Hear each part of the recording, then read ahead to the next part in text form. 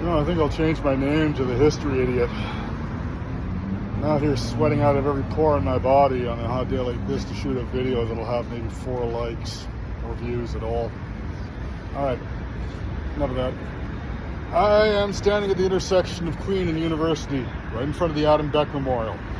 This memorial is done in honor of the foundation of Ontario Hydro. I thought it was apropos to talk about this for a bit because clean sources of energy are in the news a lot lately. They are a key component of Canada's trade negotiations with other countries, and other countries in other trading blocs, such as the EU.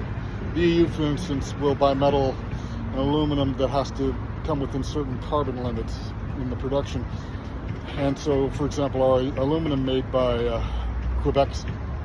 Quebec using Quebec Hydro fits quite well within those parameters. And so we'll look at this place, one of the first hydro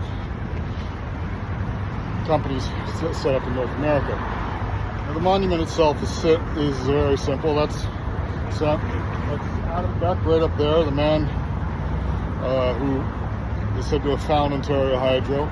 He's standing on top of a sluice gate down which water flows to spin the turbines to power, to create the electricity that runs the cities. The only problem with this monument is its monumental lie.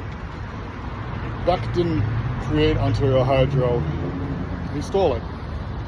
And the man he stole it from was Sir Henry Pellet.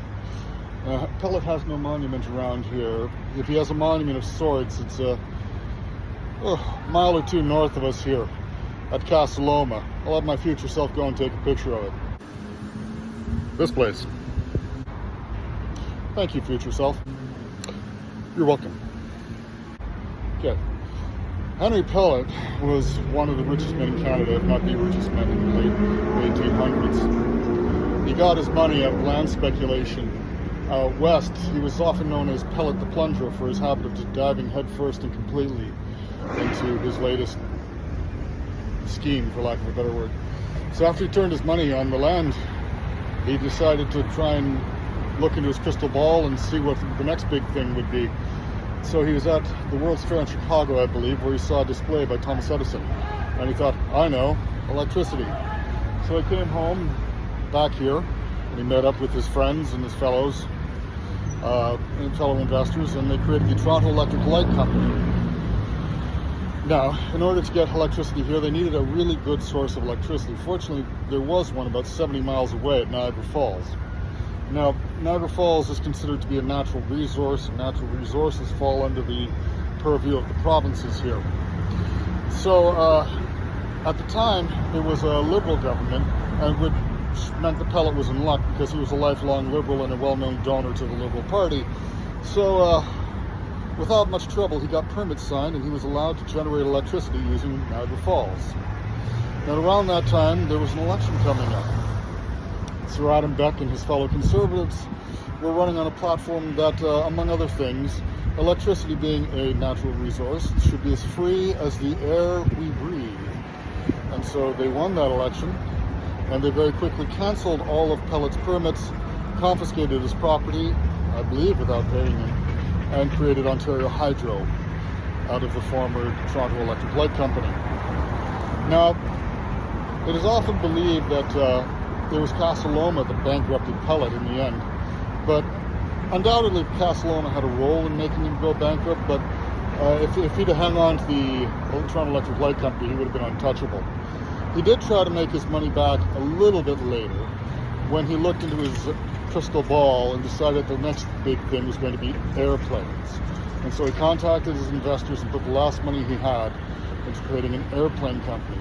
And because he was actually fairly intelligent, included in that airplane company was pilots, because if you're going to build planes, you need someone to fly them. So they had a pilot school attached to this company.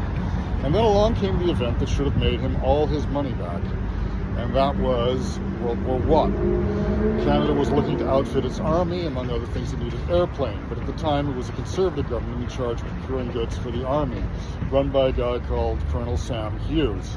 Under Sam Hughes, contracts were giving out to friends and patrons of the Conservative Party, right, left, and center. And as a result, Our army was outfitted with, among other things, trucks that didn't drive, horses that were overdue at the glue factory, boots made out of cardboard, uniforms made out of tissue. The troops were outfitted with a gun, with a shovel that doubled as a bulletproof shield. I'm not making that up. Except it was neither a good shovel nor was it bulletproof. And lastly, and worst of all, the men were given the Ross rifle, a gun which didn't shoot. So it should have been easy for them to just give Pellet a contract to outfit them with airplanes. But why would they do that? The precedent had already been set. They were conservatives, Pellet was still a liberal. And so with the stroke of a pen, they confiscated his factory, just like they'd confiscated his power company years earlier. He soon went bankrupt. His home is now a museum in Toronto.